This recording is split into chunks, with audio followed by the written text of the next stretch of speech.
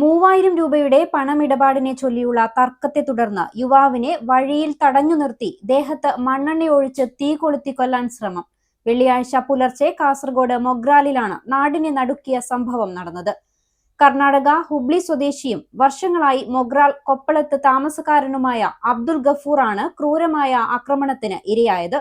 സാരമായി പൊള്ളലേറ്റ യുവാവിനെ കുമ്പള ജില്ലാ സഹകരണ ആശുപത്രിയിൽ പ്രവേശിപ്പിച്ചു. Start your journey with confidence. GTech Education. Fatima Arcade, opposite New Bus Stand, Kasargod. Telephone 7736 100 443 04994 227432.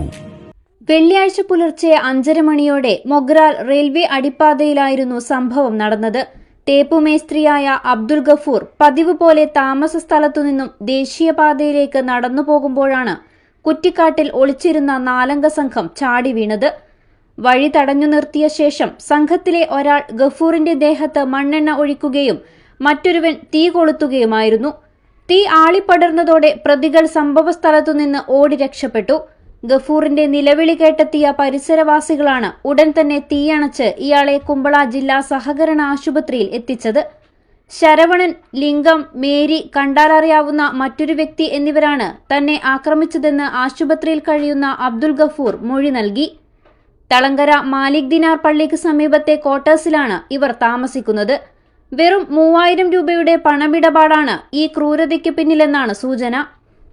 സീതാങ്കുളിയിലെ ഒരു കെട്ടിടത്തിന്റെ തേപ്പ് ജോലി ചെയ്ത വകയിൽ പ്രതികൾക്ക് 3000 രൂപ ഗഫൂർ നൽകാനുണ്ടായിരുന്നു.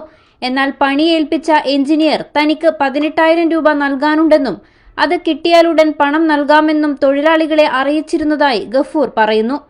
ആക്രമണം നടക്കുന്നതിന്റെ തലേ ദിവസം താൻ പോലീസുകാരനാണെന്ന് പറഞ്ഞ് ഒരാൾ ഫോണിൽ വിളിച്ച് ഭീഷണിപ്പെടുത്തിയിരുന്നതായും ഇയാൾ വെളിപ്പെടുത്തി.